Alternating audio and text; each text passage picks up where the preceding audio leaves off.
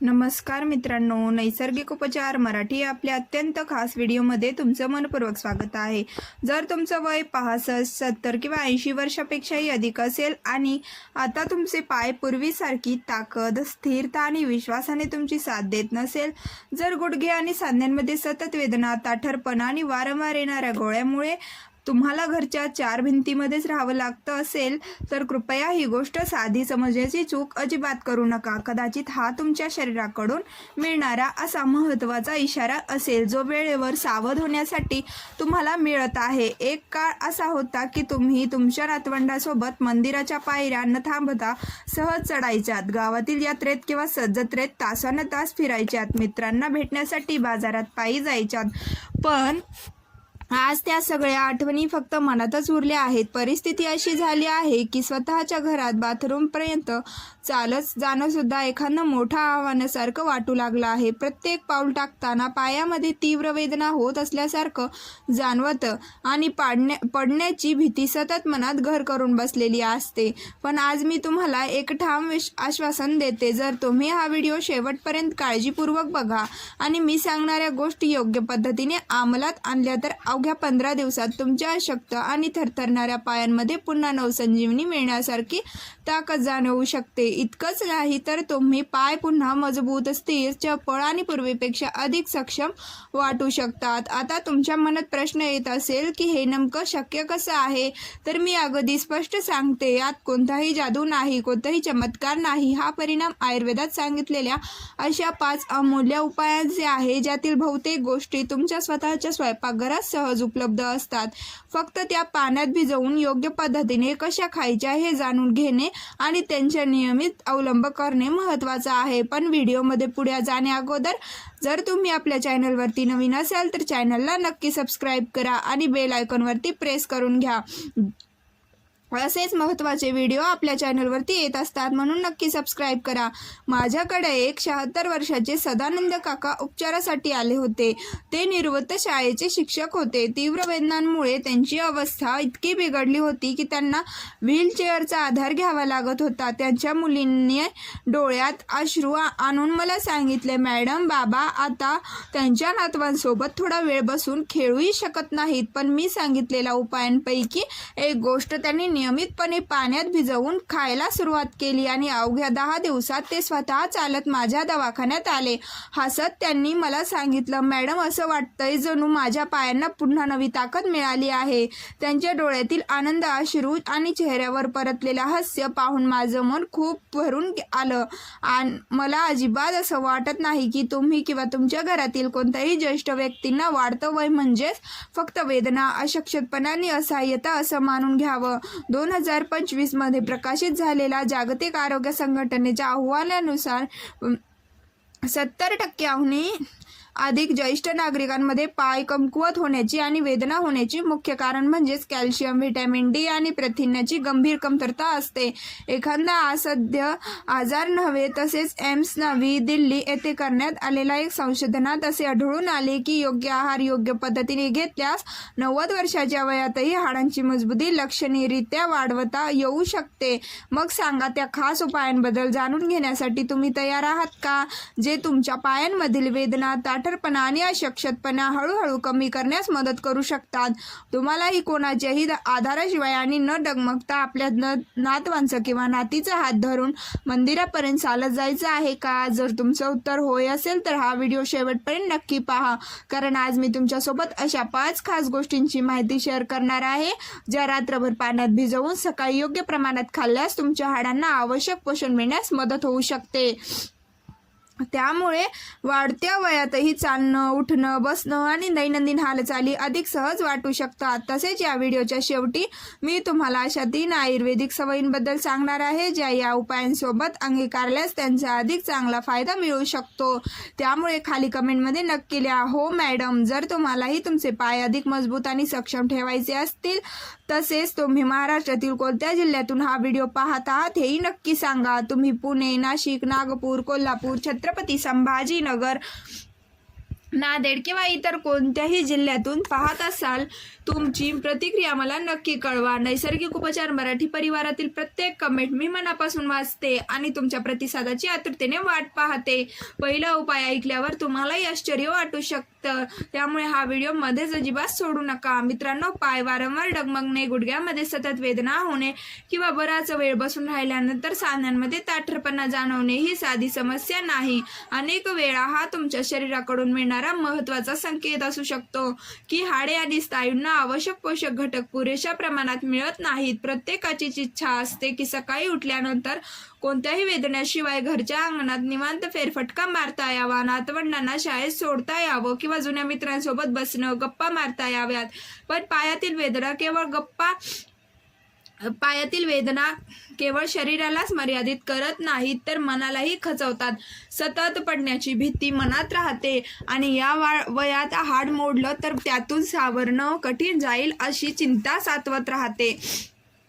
शिवाय आपल्या मुलांवर ओझं व्हायचं नाही ही भावना अनेक ज्येष्ठांच्या मनात असते. ही भीती, असहाय्यता आणि चिंता हळूहळू आयुष्यातील आनंद कमी करते.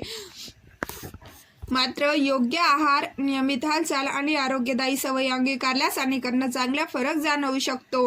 काही संशोधनामध्ये असेही आढळून आले आहे की वाढत्या वयात हाडे कमकुवत होण्यामागे केवळ वय कारणीभूत नसते, तर शरीराला पोषक घटक योग्य प्रकारे शोषून घेण्यात येणाऱ्या अडचणीही महत्त्वाच्या भूमिका बजावू शकतात. जेव्हा सुका मेवा किंवा बियाणं भिजवता खाल्ल्या जातात तेव्हा काही लोकांमध्ये त्याचे पचन तुलनेने कमी सुलभ होऊ शकते, परंतु काही प्रकारच्या बिया किंवा सुका मेवा रात्रभर भिजवल्यानंतर ते अधिक मऊ होतात आणि अनेकांना ते पचवणं सोपं वाटतं. आयुर्वेदातही काही पदार्थ भिजवून खाण्याची परंपरा सांगितली आहे, कारण त्यामुळे त्याचा जडपणा कमी होण्यास मदत होऊ शकते आणि पचन अधिक सुलभ होऊ शकते. आता वेळ न दडवता जाणून घेऊया पहिला उपाय रात्रभर भिजवलेले मेथीदाणे आणि अक्रोड्याचे उत्तम संगम. साधारणपणे आपण मेथीदाण्याचा वापर फोडणीसाठी किंवा मसाल्यात करतो, पण जर तुम्ही 1 चमचा मेथीदाणे आणि 2 अक्रोडाच्या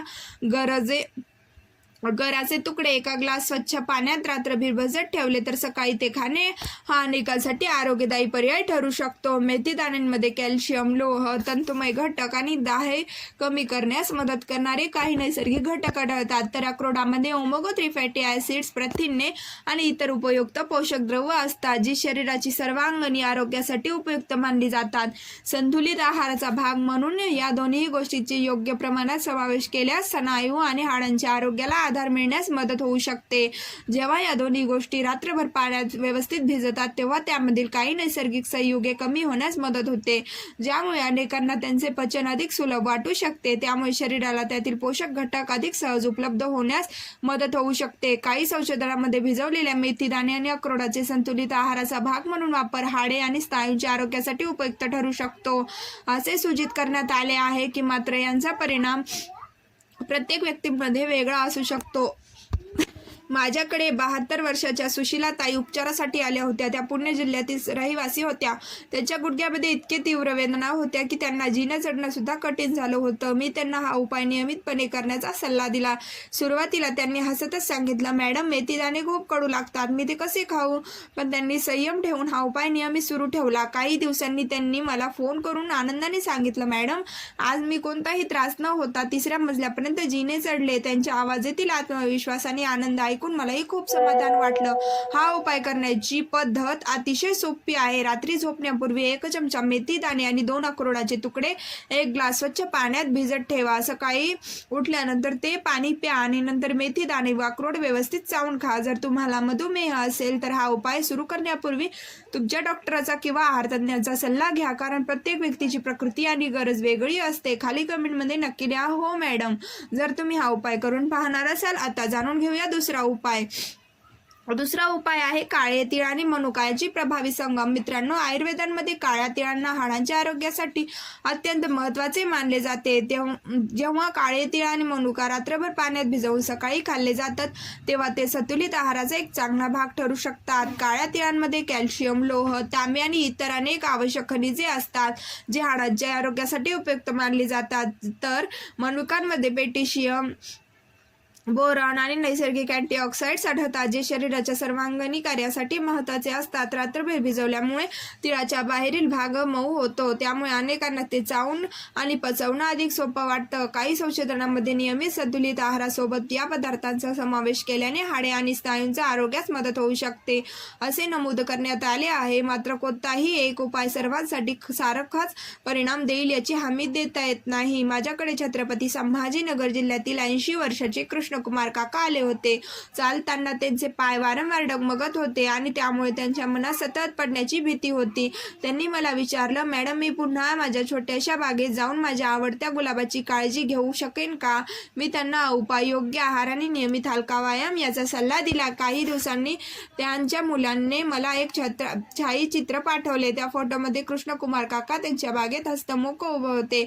त्या क्षणी त्यांचा आनंद पाहून मला खूप समाधान वाटला. हा उपाय करण्यासाठी 2 चमचे काळे तीळ आणि 8 ते 10 मनुका एका वाटी स्वच्छ पाण्यात रात्रभर भिजत ठेवा. सकाळी ते पाणी प्या आणि त्यानंतर तीळ व मनुका व्यवस्थित चावून खा. जर तुम्हाला मधुमेह असेल किंवा साखरेचे प्रमाण नियंत्रणात ठेवायचे असेल तर मनुकाचे प्रमाण कमी ठेवावे किंवा आहार तज्ज्ञाच्या सल्ल्यानुसार बदल करावा. खाली कमेंटमध्ये नक्की सांगा, तुम्ही कधी काळे तीळ आणि मनुका एकत्र भिजवून खाल्ले आहेत का? आता पाहूया तिसरा उपाय. तिसरा उपाय आहे आळशीच्या बिया आणि खजूर याची पौष्टिक जोडी. माझ्या प्रिय मित्रांनो, जर तुमच्या पायांमध्ये वारंवार सूज येत असेल, जळजळ जाणवत असेल, चालताना गुडघ्यातून आवाज येत असेल किंवा सांध्यांमध्ये पूर्वीसारखी हालचाल होत नसल्याचे वाटत असेल तर हा उपाय तुमच्यासाठी उपयुक्त ठरू शकतो. आळशीच्या बियांमध्ये ओमेगा 3 फॅटी ॲसिड्स, तंतुमय घटक आणि लिग्नस मोठ्या प्रमाणात आढळतात. हे शरीराच्या सर्वांगीण आरोग्यासाठी फायदेशीर मानले जातात. तर खजुरामध्ये मॅग्नेशियम, पोटॅशियम आणि व्हिटॅमिन B6 यासारख्या महत्त्वाचे पोषक घटक असतात, जे स्नायू आणि मज्जासंस्थेच्या सामान्य कार्यासाठी उपयुक्त असतात. जेव्हा 1 चमचा आळशीच्या बिया आणि 2 खजूर रात्रभर पाण्यात भिजवले जातात, तेव्हा आळशीचे कठीण आवरण मऊ होऊ लागते. त्यामुळे त्यात चावणं आणि पचवणं अनेकांसाठी अधिक सोपं होऊ शकतं. भिजवल्यानंतर त्यामधील काही नैसर्गिक घटक अधिक सक्रिय होऊ शकतात आणि त्यामुळे ते खाण्यास अधिक मऊ व सहज पचण्यासारखे वाटू शकतात. काही लोकांच्या अनुभवानुसार यामुळे सांध्यांच्या आरोग्याला आधार मिळण्यास मदत होऊ शकते. काही संशोधनामध्ये भिजवलेल्या आळशीच्या बिया आणि खजूर यांच्या संतुलित आहाराचा भाग म्हणून समावेश केल्यास शरीराला उपयुक्त फॅटी ॲसिड्स, तंतुमय घटक आणि खनिजे मिळू शकतात, असे नमूद करण्यात आले आहे. की मला आजही 76 वर्षाच्या हेमलताताईचा आठवण आहे. त्या महाराष्ट्रातील नाशिक जिल्ह्यात राहायच्या. त्याच्या गुडघ्यामध्ये इतक्या तीव्र वेदना होत्या की त्यांना देवपूजेसाठी सुद्धा व्यवस्थित बसता येत नव्हतं. त्यामुळे त्या मनातून खूप निराश झाल्या होत्या. मी त्यांना हा उपाय संतुलित आहारासोबत नियमितपणे करण्याचा सल्ला दिला. काही दिवसांनी त्यांच्या मुलींनी मला सांगितलं, मॅडम, आई म्हणत आहे की आता गुडघे पूर्वीपेक्षा हलके वाटत आहेत आणि चालताना थोडा आराम जाणवतो. सुमारे महिन्याभरानंतर त्या स्वतः माझ्या दवाखान्यात आल्या आणि हसत म्हणाल्या, मॅडम, आता मला पुन्हा आत्मविश्वासाने चालता येतंय. त्याचा आनंद माझ्यासाठी कोणत्याही पुरस्कारापेक्षा मोठा होता. हा उपाय करण्यासाठी 1 चमचा आळशीच्या बिया आणि बिया काढलेल्या 2 मऊ खजूर 1 ग्लास कोमट पाण्यात रात्रभर भिजत ठेवा. सकाळी सर्वप्रथम ते पाणी प्या आणि त्यानंतर आळशी व खजूर व्यवस्थित चावून खा. जर तुमची पचनशक्ती नाजूक असेल तर सुरुवातीला अर्धा चमचा आळशीपासून सुरुवात करा. तसेच खजुरातील बिया पूर्णपणे काढूनच वापरा. हा उपाय संतुलित आहाराचा भाग म्हणून सांध्याच्या आरोग्याला आधार देऊ शकतो. खाली कमेंटमध्ये नक्की सांगा, चालताना तुमच्या गुडघ्यातून आवाज येतो का? पुढील उपाय बघण्या अगोदर जर तुम्ही आपल्या चॅनलला आणखी सबस्क्राईब केलं नसेल तर आत्ताच नक्की चॅनलला सबस्क्राईब करून घ्या आणि व्हिडिओच्या शेवटपर्यंत राहा, तरच तुम्हाला व्हिडिओ समजेल. आता जाणून घ्यावा चौथा उपाय, सफेद मुसळी आणि बदाम याचा उत्तम संगम. मित्रांनो, जर तुमचे पाय फक्त दुखत नसतील तर ते खूपच अशक्त झाले असतील, स्नायू सैल पडल्यासारखे वाटत असतील आणि शरीराचा भार पेलणं कठीण जात असेल तर योग्य आहार आणि तज्ज्ञांच्या सल्ल्यासोबत हा उपाय काही लोकांसाठी उपयुक्त ठरू शकतो. सफेद मुसळी ही आयुर्वेदात उल्लेख केलेली एक प्रसिद्ध वनौषधी आहे. पारंपरिक पद्धतींमध्ये शरीराला बळकटी देण्यासाठी तिचा उपयोग केला जातो. तर बदामामध्ये व्हिटॅमिन ई, मॅग्नेशियम, आरोग्यदायी स्निग्ध पदार्थ आणि प्रथिने भरपूर प्रमाणात असतात. हे सर्व पोषक घटक शरीराच्या सर्वांगीण आरोग्यासाठी महत्त्वाचे मानले जातात. 10 ग्राम सफेद मुसळीचे स्वच्छ धुतलेली मुळे आणि 5 बदाम रात्रभर पाण्यात भिजत ठेवा. सकाळी बदामाची साल काढा. इच्छेनुसार ते पाणी कोमट करून प्या आणि मुसळी व बदाम व्यवस्थित चावून खा किंवा बारीक करून बेदाण्याचं सेवन करा। हा उपाय करण्यापूर्वी विशेषतः जर तुम्हाला मधुमेह, किडनीचा आजार किंवा इतर गंभीर आरोग्य समस्या असतील तर आयुर्वेद तज्ज्ञ किंवा डॉक्टरांचा सल्ला आवश्यक घ्या। मला 82 वर्षाचे एक निवृत्त सैनिक आठवतात। ते महाराष्ट्रातील कोल्हापूर जिल्ह्यातील होते। वयानुसार त्यांच्या पायाची ताकद कमी झाली होती आणि रोज चालणेही अवघड झालं होतं। त्यांनी संतुलित आहार, हलका व्यायाम आणि प्रकारच्या पौष्टिक आहारांचा समावेश केल्यानंतर काही आठवड्यांनी अधिक आत्मविश्वासाने चालता येऊ लागल्याचं सांगितलं। त्यांच्या चेहऱ्यावरचा आनंद पाहून मलाही खूप समाधान वाटला। खाली कमेंटमध्ये नक्की सांगा, तुम्हालाही पाय खूप बारीक किंवा अशक्त झाल्यासारखे वाटतात का?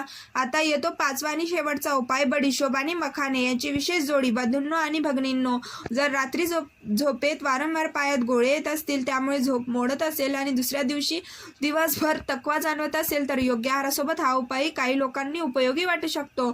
बडीशेपमध्ये पारंपरिक दृष्टिकोनातून स्नायूंना आराम देणारे गुणधर्म मानले जातात। तसेच त्यामध्ये मॅग्नेशियम सारखे काही महत्त्वाचे खनिजे घटक असतात। मखाने ज्यांना कमळाच्या बिया असेही म्हणतात, हे कॅल्शियम, फॉस्फरस आणि इतर पोषक घटकांचे चांगले स्रोत मानले जातात। संतुलित आहारात त्यांचा समावेश केल्यास हाडांच्या आरोग्याला आधार मिळू शकतो। 1 चमचा बडीशोप आणि 1 मूठ मखाने रात्रभर स्वच्छ पाण्यात भिजत ठेवा। सकाळी ते पाणी प्या आणि मखाने व बडीशोपचा व्यवस्थित चावून खा। हा उपाय सर्वांनाच सारखाच परिणाम देईल असा नाही, परंतु संतुलित आहार, नियमित व्यायाम आणि पुरेशी झोप यांच्यासोबत तो काही लोकांसाठी फायदेशीर ठरू शकतो। माझ्याकडे 78 वर्षांच्या विमलताई उपचारासाठी आल्या होत्या। त्या महाराष्ट्रातील पुणे येथे एकट्या राहत होत्या। रात्री पायांमध्ये येणाऱ्या गोळ्यांमुळे त्या इतक्या त्रस्त झाल्या होत्या की वेदनांमुळे रात्री ओरडावं लागले आणि त्यावेळी मदतीला कोणीही नसले। त्यांचा घाबरलेला आवाज ऐकल्यानंतर मी त्यांना शेवटचा उपाय सांगितला। सलग 3 रात्री हा उपाय केल्यानंतर त्यांनी मला फोन करून आनंदाने सांगितले, मॅडम, अनेक दिवसांनी मला सलग 3 रात्री कोणतीही गोळी न येता शांत आणि गाढ झोप लागली। त्यांच्या आवाजातील समाधान आणि आनंद ऐकून मला खूप समाधान वाटलं। हा उपाय करण्यासाठी 1 चमचा बडीशोप आणि 10 ते 12 मखाने एका ग्लास स्वच्छ पाण्यात रात्रभर भिजत ठेवा। सकाळी ते पाणी गाळून प्या आणि त्यानंतर बडीशोप व मखाने नीट चावून खा।